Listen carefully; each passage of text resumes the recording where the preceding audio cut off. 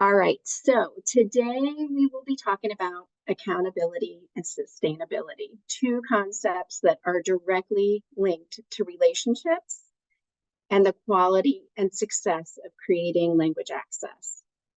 We are fortunate to have two local leaders working on language access and language justice who are joining us to share their experiences today. We have Sarah Viñas, who is the Town of Chapel Hill's Director of Affordable Housing and Community Connections. Sarah has been instrumental in the initiation, development, and direction of the town's immigrant integration and language access work. And currently, Sarah oversees the Community Connections and Language Access programs.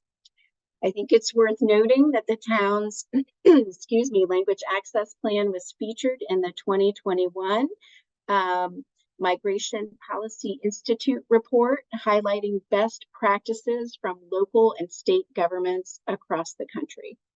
Welcome, Sarah.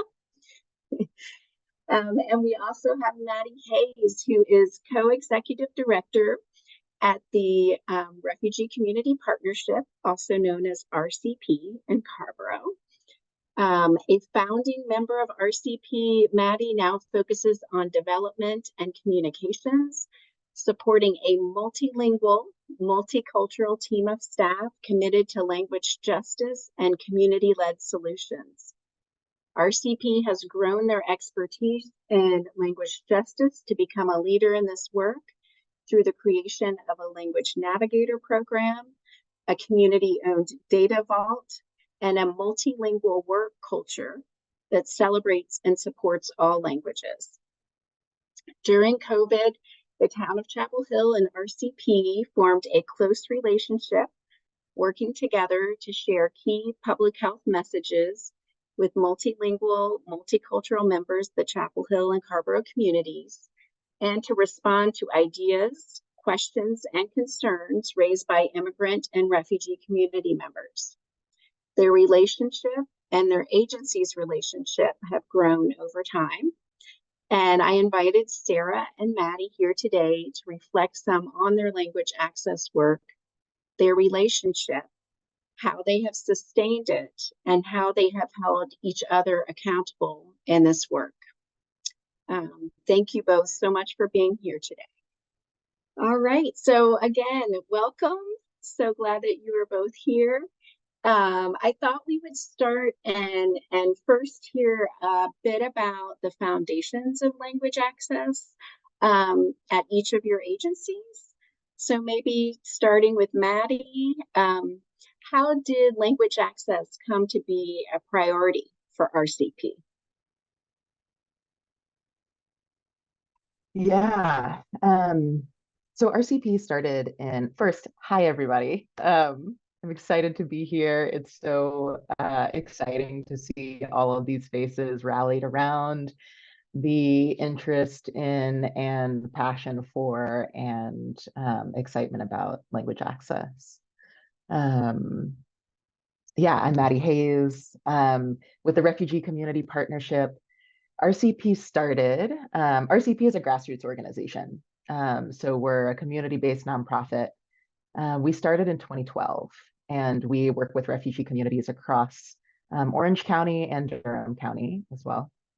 And language access and language justice was not part of our kind of focus areas of work until really 2018. And that was when one of our women's groups for RCP members from Burma, they focused one of their monthly convenings on their experiences with language exclusion in local healthcare settings. And what was shared over the course of that hour and a half was pretty harrowing. Experiences of, because of language exclusion, really scary medical outcomes and consequences. And that started sparking an internal conversation around local language access strategies. And we started getting really curious, what if language exclusion was happening here in our local hospital systems, which are large-scale institutions with lots of resources, right? We were curious what language exclusion looks like in other institutions across our town. And we started learning more about the 1964 Civil Rights Act and the federal mandate that federally funded institutions are supposed to provide language services for non-English speaking clients. And that wound up, we wound up holding community design sessions where RCP communities came together to identify what about kind of conventional institutional language access practices, how do they fall short? And what would be a model that if the community could decide what it looked like, what that would look like? And what came out was what is now our Language Navigators program, where any non-English speaking or non-English fluent person who lives here doesn't have to be a part of RCP. It's open to any resident. If they are going to be interacting with the healthcare system and they're worried about it, whether that's going to a doctor's appointment or having to get blood work done or having to manage a chronic health condition, whatever it is, whatever their relationship is to the healthcare system, can have a language navigator, which is a community interpreter who is deeply familiar with the American healthcare system, accompany them through every step of the way. That is how language access really made its way into our kind of programmatic, like slate of programmatic work. And it wasn't until 2020, really, that it made its way as a top priority in our internal organizational work. And that was in the wake of the murder of George Floyd in 2020. And we were having a lot of internal conversations and reflections about how English dominance is a reflection of anti-Blackness and anti-Brownness. And we understand when we look at language access through the lens of language justice, we see that English dominance is a tool for holding power and control, and that the erasure of native languages and indigenous languages has always been a strategy of colonization, always. And so we had a lot of internal conversations about English dominance and its being a symptom of anti-Blackness and Brownness. And that launched what became like kind of a new generation of our internal priorities into becoming a multilingual workplace, not just through language access strategies, not just through like providing accommodations to staff who are bilingual, but really transforming the internal environment of RCP, including our policies, but also our workplace culture, how we build relationships with each other, what our relationships to communication, to our own individual work around unlearning biases and prejudices, including accent biases and prejudices, to really make RCP a workplace that can be abundantly safe and thriving and a beautiful place for people of all language backgrounds to be. And we have a long way to go in that journey, and it will be a lifelong process. But I'll stop there. Wonderful. Thank you so much. You covered so many things there for us to be thinking about. I just appreciate hearing about like the beginnings, the genesis of how this came to be a focus for you all and how you're using that now. And Sarah, can you talk a little bit about how language access became a priority for the town of Chapel Hill? And welcome again. Sure. Good morning, everyone. Nice to see you all again. Can't believe last time I saw you, you were at the start of your program and now you're almost at the end. So congratulations. So for us, language access very much aligns with the town council's goals related to equity and inclusion. Several years ago, the council identified creating a vibrant and inclusive community as the language that they use as a key goal area. And as a result of that, in 2017, we learned about the Building Integrated Communities program, and with the support of our town manager, decided to apply to be a BIC partner, and were accepted along with Siler City at that time to embark on the process of creating a BIC action plan. And through that process, we developed a steering committee that RCP was part of, along with several other key community partners, institutional partners, and resident leaders. And we also engaged hundreds of immigrant and refugee residents through that process. And out of that came a very comprehensive BIC action plan. And that the key issue that really rose to the top in our BIC action plan was government communications, and really language access was at the heart of that. So we had this incredible, very comprehensive BIC action plan. And as we looked at it, based on what we were hearing from residents, we decided to, with input from our steering committee, prioritize language access work first, because we felt like we weren't going to be able to make progress on the other issues in the plan, like housing, public safety, transportation, if we didn't address this fundamental issue of communication and connection. And for a lot of the reasons that Maddie identified, we really felt like this was at the heart of the work that we needed to do, and we needed to do it urgently. So from there, we created a language access plan, which we did very quickly over about a 4-month period. RCP and several of our community partners were really instrumental in the development of that plan. But we had the input of hundreds of immigrant and refugee residents, which was really the foundation of our language access plan. So that was unanimously and enthusiastically approved by our town council in 2019, and our work has really grown from there. I think I'll stop there. There's lots more I could say, but we'll touch on that in the later questions that we have.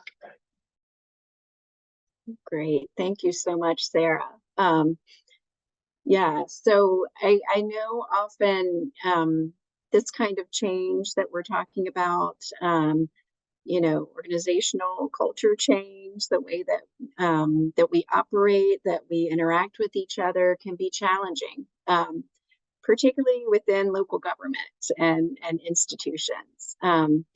So, Sarah, can you tell us a little bit more about how the town approached creating really internal policies and a culture in support of language access? Sure. So there's, I would say, lots of pieces to that.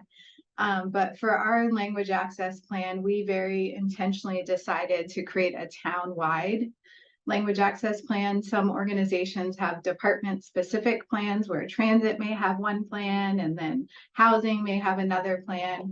And the reason that we decided to create one plan for the whole town was that we really thought about it from the end user perspective, or the resident perspective, which is we wanted residents, regardless of whether they were interacting with the town on a bus or in our housing office, to have the same experience. So we created a consistent plan where the expectation is, regardless of what department you work in, that there are standards for language access. So that was one key decision point that we kind of baked into our approach.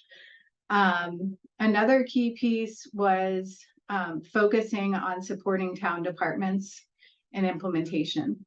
So one of the challenges that we often hear with large institutions around language access is like, we don't have the capacity to do this. Like, even if we believe in this and know that it's a good thing to do, like, we don't know how to do it. We don't have the staff to do it. We don't have the resources to do it. So part of what we tried to do is take those excuses away. So we centralized the work largely within my department, which had led the BIC work.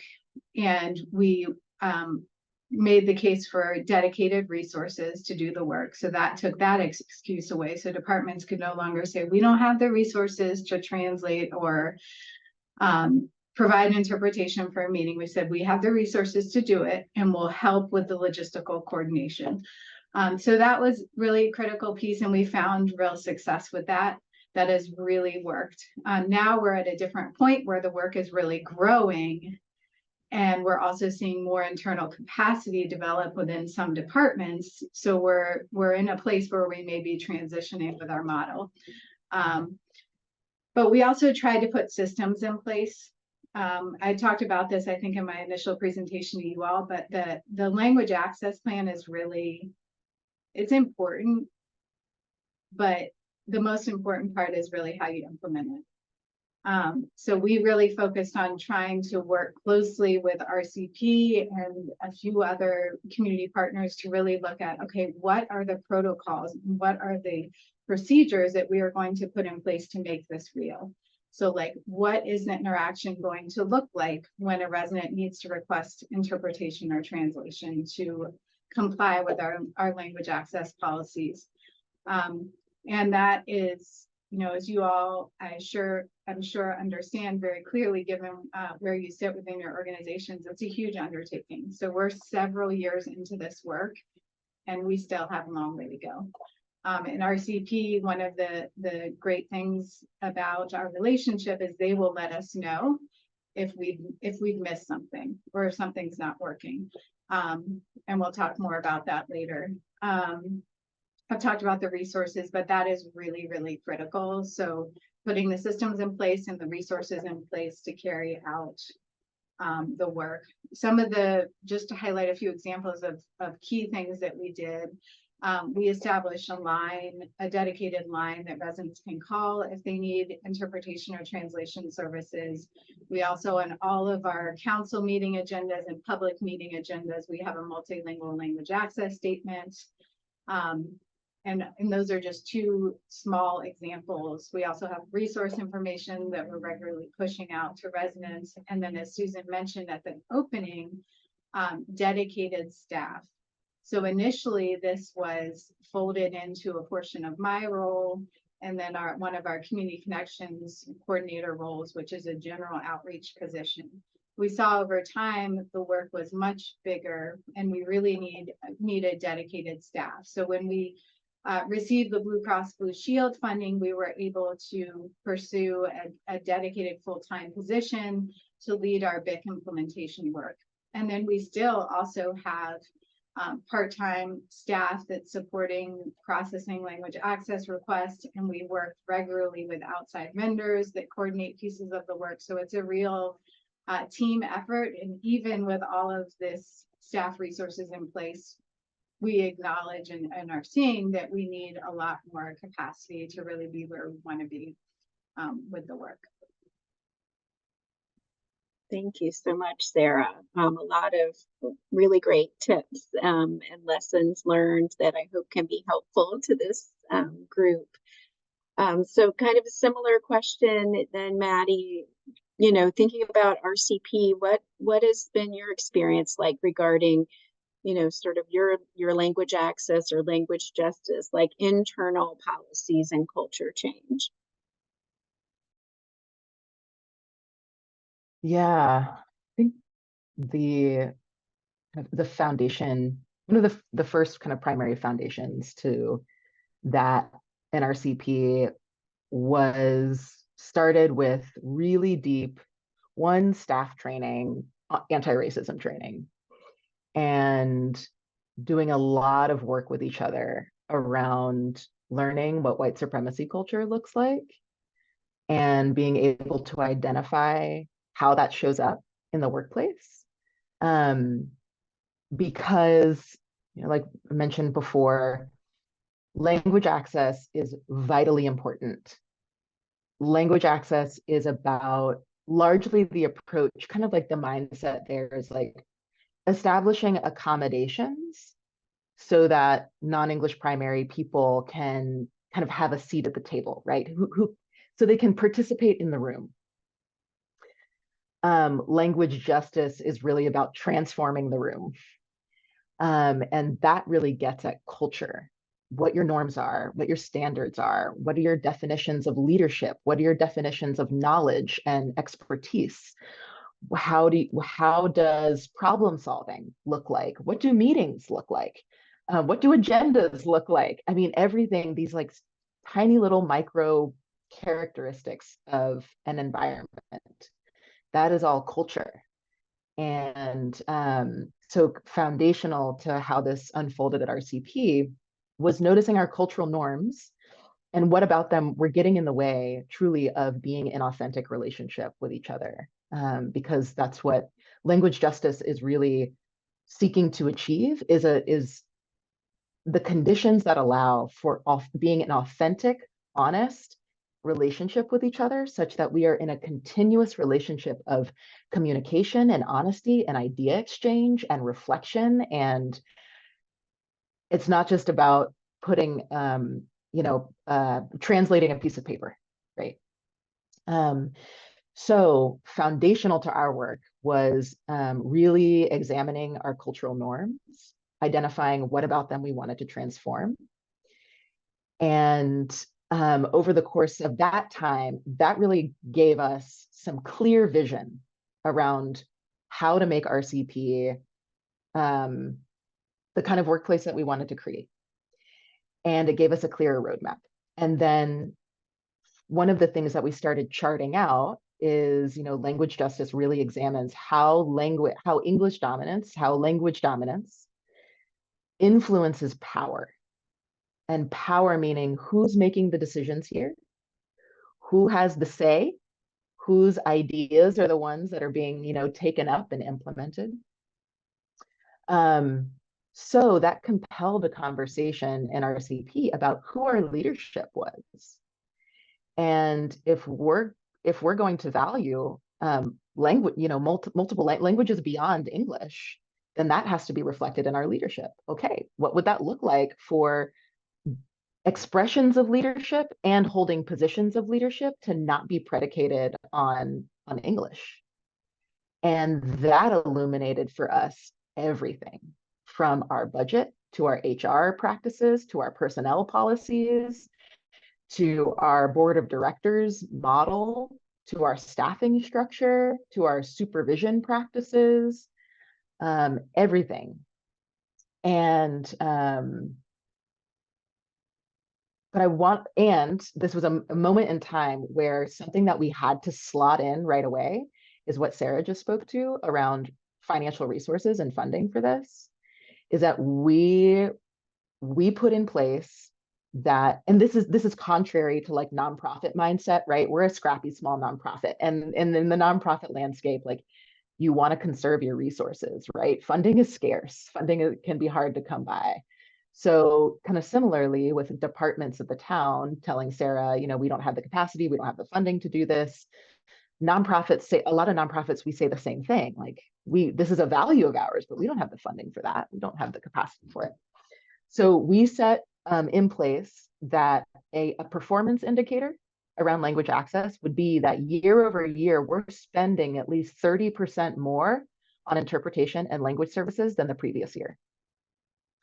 And that could be a hard pill to swallow, but you put it in your budget, you put it in your line item as like, that is a key indicator of you carrying out this goal, this priority. It really meant that like, we didn't have to go back and forth about that every year. That just became our, that became our benchmark. And we celebrated, it was successful when we were spending more on language services and on that. Yeah, I have so much more to say about this. I guess for the sake of time, I want to say too that one of our other priorities that we set in place was for our language services that we use to use local, independent language workers and language service providers. And we are all living in communities where multilingualism is abundant here. There are so many people that are talented with bilingual and multilingual abilities. And a lot of us live in places too where there are language services shops like Sensotle, who's providing the interpretation today, which is up in the Asheville area. We similarly have a few here, and that has been really foundational also to us being able to learn what language justice can look like in practice. because when we use a telephonic communications provider, those are, large scale, big corporations. And you don't have a relationship with the interpreter, right? But using local independent language workers and language service providers, we have debriefs afterwards. Like if they were just interpreting for us, like for a staff meeting at a coffee shop, there's inevitably going to be like chatter back and forth as we're like packing up all of the headset equipment, and we get to have little debriefs and reflect and what worked and what didn't, and where was a moment where we like zoomed through and we should have really paused to check in with everybody. So yeah, I want to shout that out too. And that has also become one of our positions about how we revive the economy for language work. Because since it has become really dominated by big multinational corporations, a lot of the economic demand for local independent language workers has shrunk a good deal. And so that commitment to using local independent language workers and language service providers is one way that we can start to breathe life back into the economy for local language work. Wonderful, wonderful points around resources and finance and support of local providers and the strengths that we have in our communities right now that we should be focusing on and connecting with.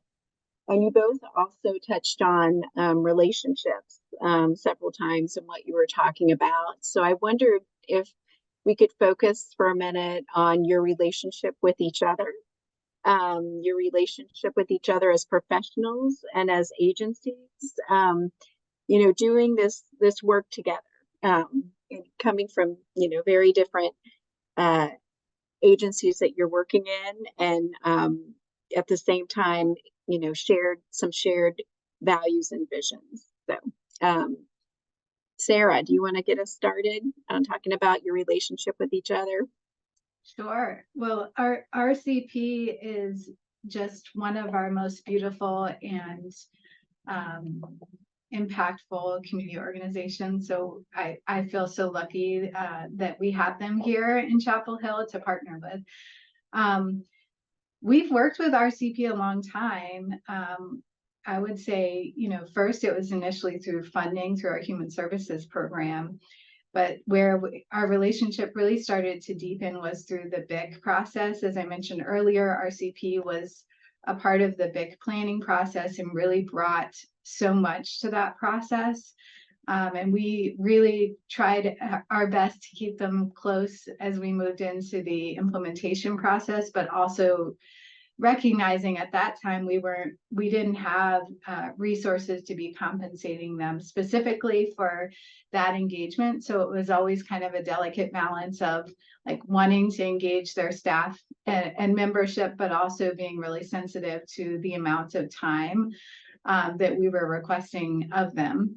And then I think the work really or the relationship and the partnership really grew from there. Through COVID, specifically early in the pandemic, we had a lot of opportunities to work really closely together, Maddie and I specifically, but also our broader teams, as we were kind of in the height of the pandemic and really grappling with like, how do we pivot? How do we be responsive? How do we, for us as a government institution, how do we really stop and listen?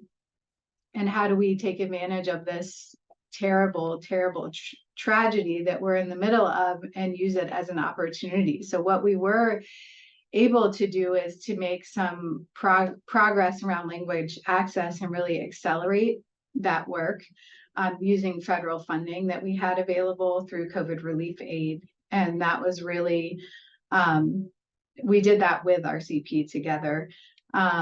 So I think critical pieces of how we built trust over time were through listening. I mentioned that our language access work really had a genesis in what we were hearing from immigrant and refugee residents and key community partners like RCP, but really stopping and listening and asking residents, what is important to you? What does what are the key things that government should be doing that we're not doing, and acting on that. So whether it be through little or big things, like taking immediate steps to demonstrate, like, we hear you and we're going to try to do something about it. So we had opportunities to do that, and I think some breakthroughs, as I mentioned, through the pandemic that we can talk more about. But I think that the listening is key. Government not imposing solutions on community, but really stopping and designing with community. So as we were implementing our language access work, that was really critical, and something that we're still trying to do. One example through the pandemic was that we did family check-ins in partnership with RCP. So again, as I mentioned earlier, we were like both grappling with, like, how do we be responsive? How do we pivot our work? And I was really interested in hearing directly from residents most impacted by the pandemic, like, what is their experience look like right now? Like, what are the most critical needs? What should government be focusing on?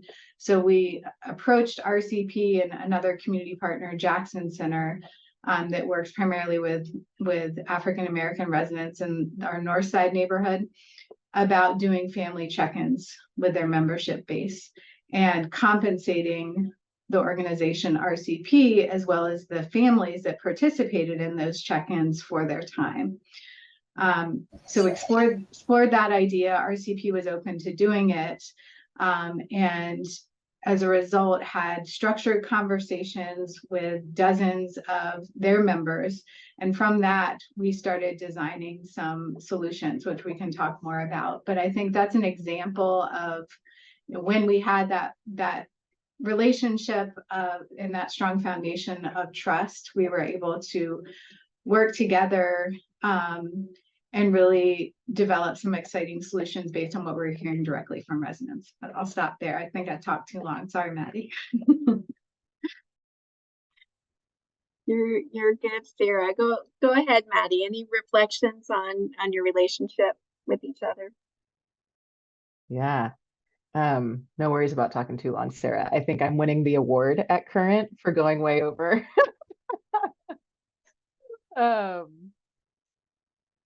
Yeah, so,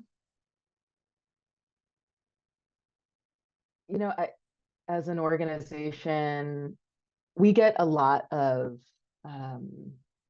institutions will reach out to us that have information that needs to be shared with communities.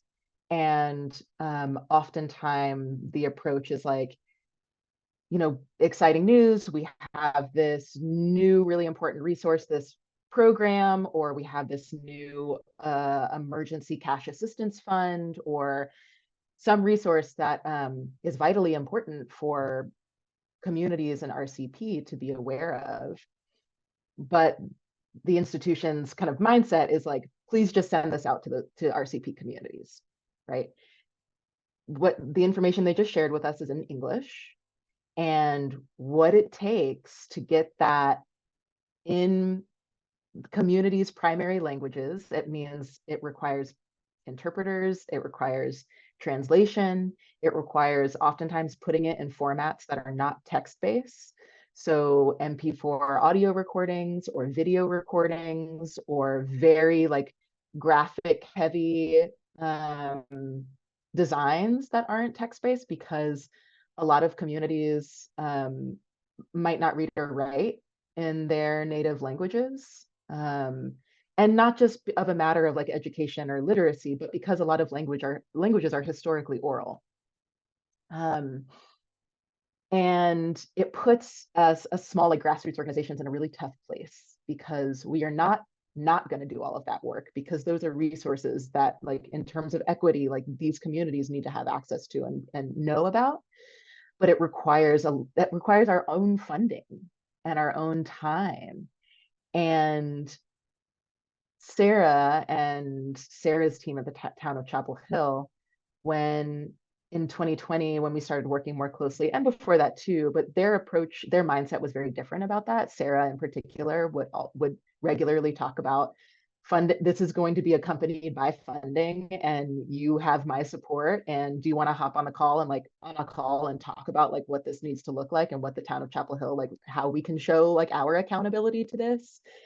And that mindset was really pivotal, I think, in like building trust from us and being able to trust in like the town of Chapel Hill's awareness around really the burden on community-based organizations that work with non-English primary communities. Yeah, that was a big one. And then another characteristic I think that really built trust was just Sarah's availability and really her interest in, like she described, in listening. It was rarely, the town of Chapel Hill has this plan and this is what we want to enact, and here's our vision for your role in it. It was all, she always approached us with like, town of Chapel Hill, we want to be supporting non-English primary communities more. We want to be supporting language access more. What does that look like for you? Like, what does that look like for RCP communities? And we would have very honest and frank conversations with each other. And we would push back, and Sarah would be like, heard, truthfully hear the limitations of what the town of Chapel Hill is, you know, that confines us, but also hear the opportunities from where I see it. And we would spend a lot of time on the phone brainstorming ideas. We would pitch an idea. She'd say, here's how that, you know, here are the components of that could work. Here's what really we can't provide, but here maybe is a different angle that could get us closer to what that looks like.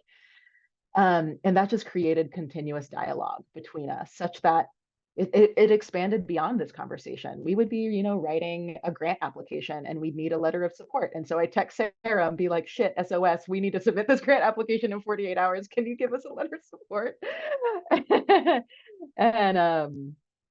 And then we would, you know, she would respond quickly. We'd be on a call like an hour later, and, you know, bless her for being that responsive. But it was just continuous demonstrations that Sarah is really like, agenda has been checked at the door.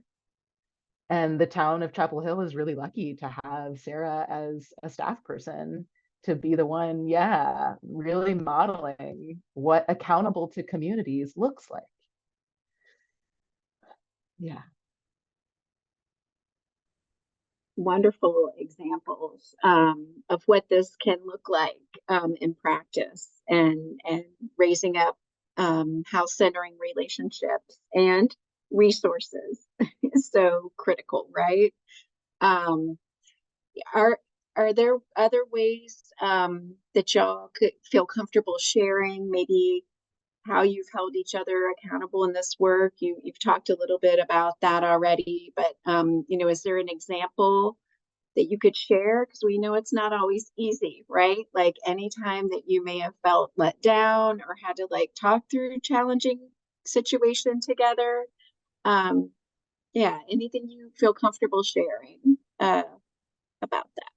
Well, one of the things that I have really appreciated about RCP in Maddie in particular is that she will call me. Like she will, and this is again a testament to the relationship and the trust that we've established. But like she or Megan on her team, like when we have missed something, they will call me.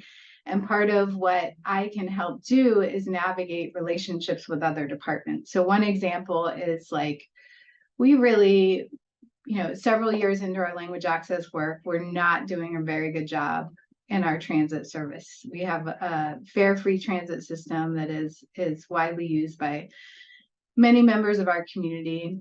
And RCP had noticed like some real challenges.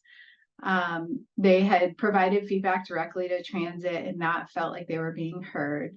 So they reached out to me, and what we're able to do is to facilitate a conversation directly with transit staff and then make some changes, like some really pretty significant changes to our demand response service that serves people with door-to-door service to get to medical appointments or other services that they need that may have mobility limitations or other limitations that would prevent them from making it to a bus stop. So that's one example that sticks out to me that I think is a direct result of the relationship of trust. And I think something for you all to keep in mind is, like, even if the work is the issue that's identified by a community partner is one that's outside of your direct purview, like using your power in the institution to reach out to your colleagues and help navigate through challenges. And I think that's something that RCP and we together have done well. And I don't want to discount like that. That takes a lot of emotional labor on their part to constantly be the one like pointing it out. So ideally, we will continue to expand our work and improve so that those instances happen less and less. But that's one example I would highlight. Maddie, what else? Anything else you want to highlight? Yeah, I remember some years back when we the town of Chapel Hill, or the Chapel Hill Public Housing Department, the annual applications for residents of public housing to reapply for housing is always a time of year that is like peak labor for our staff, because a lot of refugee communities live in local public housing, and the housing application is really difficult to fill out. And if you don't read English or you don't speak English, it's impossible to fill out. And some government municipalities will get things like applications translated into other languages. Oftentimes, if it is translated into another language, it's Spanish. And there are 18 global languages represented in RCP communities, a lot of which are very niche global languages that there aren't translation services for, or at least there are not many of them. So every time of year when it comes to be public housing reapplication time is where our team of multilingual staff are putting in many hours helping local residents fill out the public housing application. And at that time, we were trying to give some feedback to the public housing staff around this and trying to just open up conversation about how they could incorporate language services such that the completion of those applications the burden wasn't on local community-based organizations. And they were complicated relationships that we were trying to navigate with public housing staff, and also just a lot of like internal politics that as a community-based organization, like we weren't aware of. And a lot of moments where we fumbled opportunities to build relationships with public housing staff. And it was really helpful to be able to reach out to Sarah. And, this was beyond the purview of Sarah's responsibilities, but Sarah helping to identify kind of what the opportunities were, kind of orienting everybody to like a shared mission of supporting public housing residents, and helping us just helping I think both parties, both public housing and RCP probably navigate that relationship together. I would say another one, and this would be more relevant to y'all here on the call, but when the town of Chapel Hill developed the language access plan, when we learned that that language access plan was focused on town services, when the language access priorities that refugee and migrant communities that we were in relationship with, their language access needs expanded way beyond town services. Like their top priorities were language access in the workplace, language access with their medical providers, language access in, at the grocery store and at the bank, and all of the domains that you navigate on a daily basis for daily survival, right? With their landlords. And so we communicated that back to Sarah, right? Because the town of Chapel Hill had just embarked on this language access plan where like, these are the priorities of community members. And we were like, wait, no, the priorities of these community members are different. And it was a moment of Sarah, of the town of Chapel Hill being like, towns language access among town services, within town services, is the focus of this language access plan. And we were like, but that's not top priority for communities. And so it was a moment of conflict in priorities. And we shared this back with Sarah, and Sarah listened openly. We pitched ideas for what really language access, a solution for like town-wide language access for everyone could look like. And she was excited about that. And so instead of like being like taking it personally and being defensive, which is something that I think like those of us who work within our institutions, that compels us to be allegiant to our institutions and our institutions' logic. And sometimes that gets expressed through like defensiveness.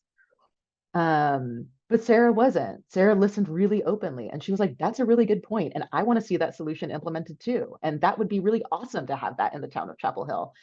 And then spent time with us charting out like, okay, look, the Chapel Hill Town Council is going to be considering these recommendations at this point of time. You might consider making a presentation at this point of time later down the line after you've applied for your human services funding, but before da da da da da, and just was really a thought partner with us on how to carry out this model that we felt was going to be more effective and in line with communities' priorities. Yeah. So stop there.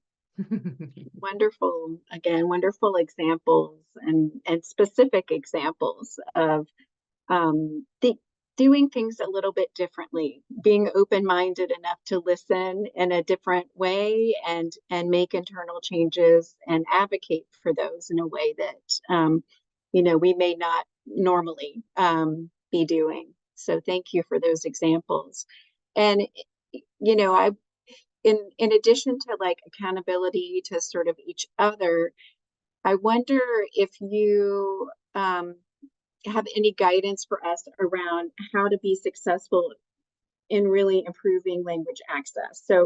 So sometimes, our agencies our institutions use like surveys, patient satisfaction surveys, or things that don't always give us true insight into community member experiences, or maybe using formal discrimination complaints to sort of guide our work, right?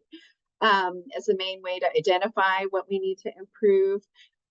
What do you all think may be effective mechanisms in getting helpful feedback from community members? So that, how do you know really when you're being successful in improving language access and creating multilingual environments?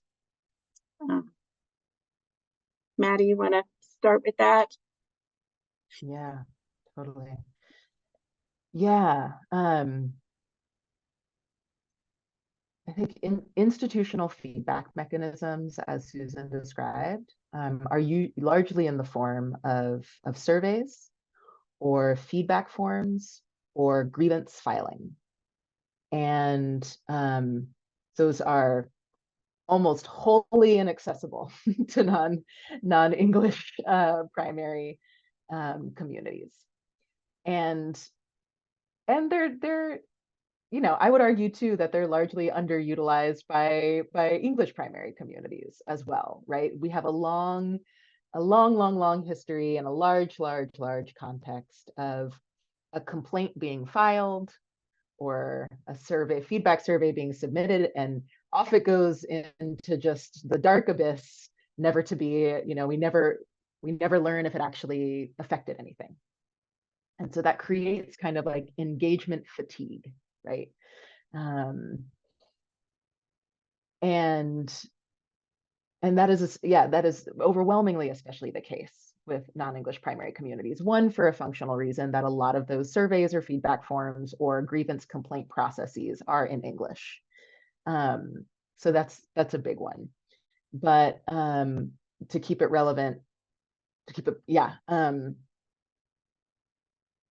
when it comes to non-English primary communities, these are also communities that have where trauma and violation colors a lot of the relationship between them and institutions, and particularly governments, especially coming from settings of large-scale violence and social and political conflict. So trust, the absence of trust isn't just for that their feedback will be taken seriously, but that it could actually trigger harm and threaten the safety of themselves and their families. So that context plays a big part in people's comfort with utilizing those forms of feedback and information sharing and experience sharing. So our experience is that overwhelmingly, feedback happens when it's being shared with a human being, and a human being that you know and that you trust. And like, full stop, like, that's the strategy to use. And from where we sit.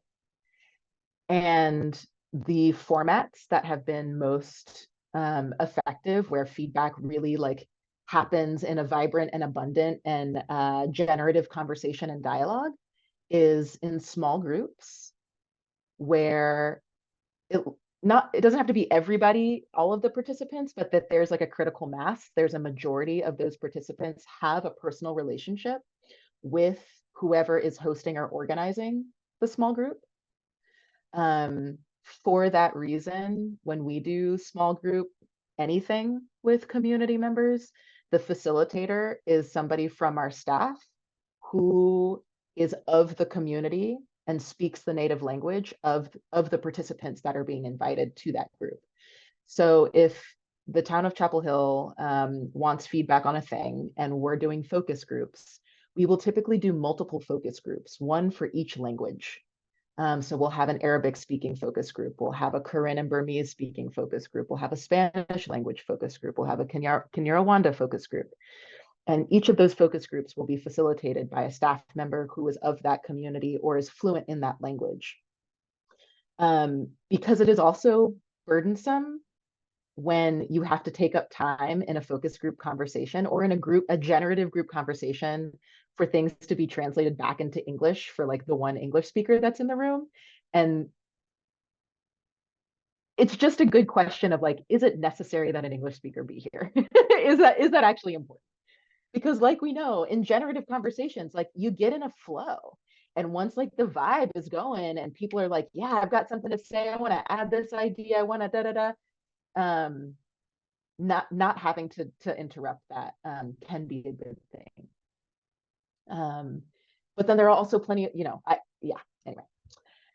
The second format, clear, I have a lot to say about these things. The second format is just one-on-one. And that it goes so far, and that one-on-one sometimes will become like two-on-one, right? So if it's an RCP staff member that's talking to an RCP member, and that RCP member is sharing their idea or sharing their feedback, somebody else in their household might be hearing the conversation and is like, oh, I want to add my ideas. And then that kind of becomes an unplanned, like really generative conversation also.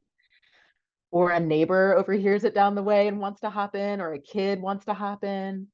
And crucial for that,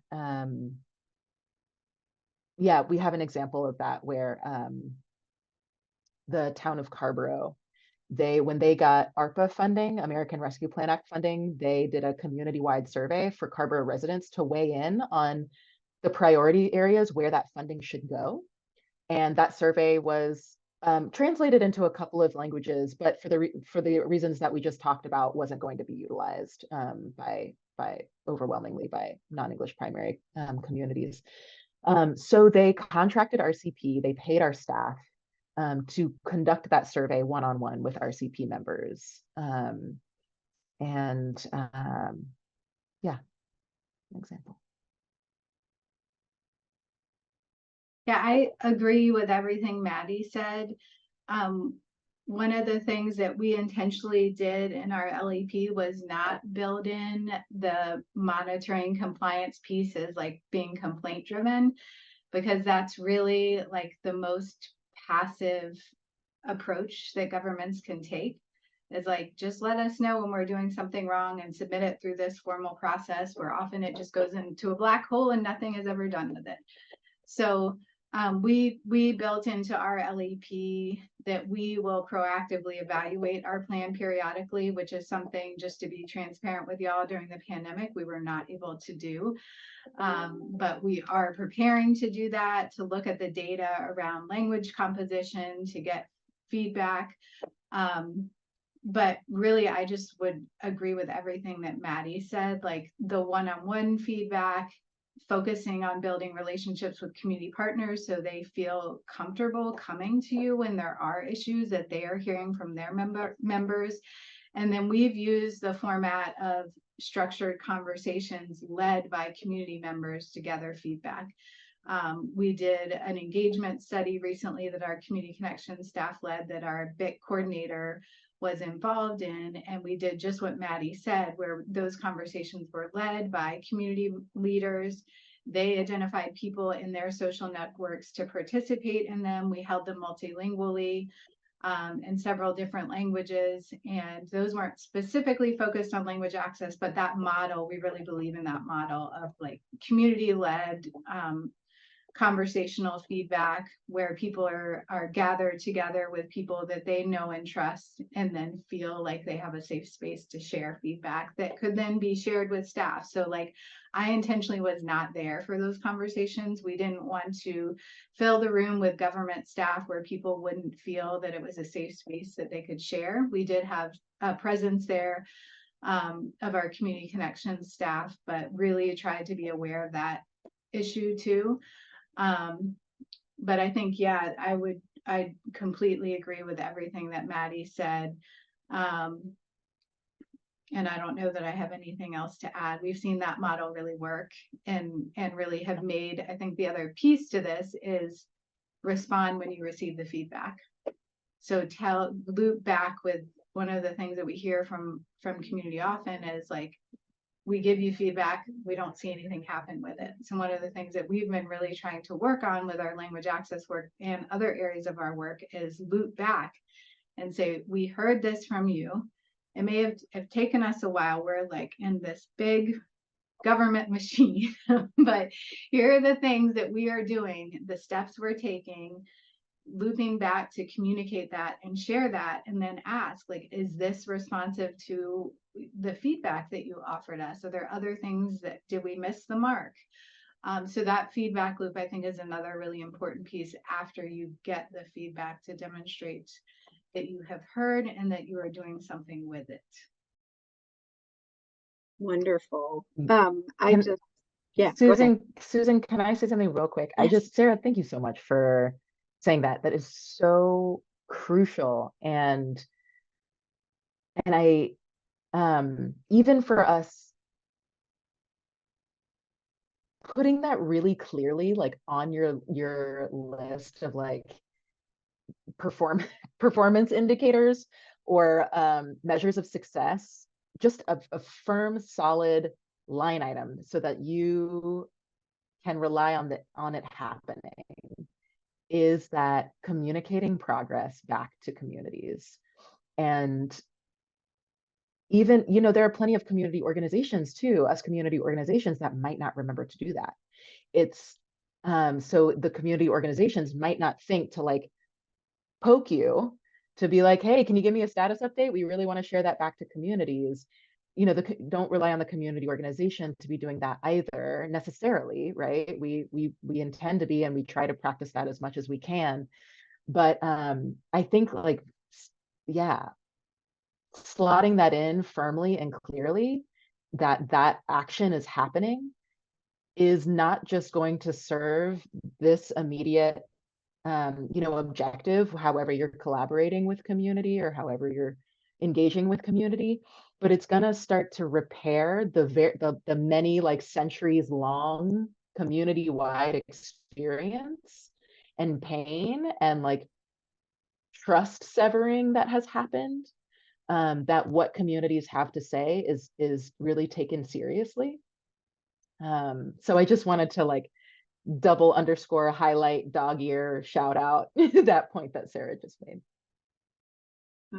Wonderful. Thank you both so much. I feel like you have given us so many wonderful things to reflect on and think about and try to model.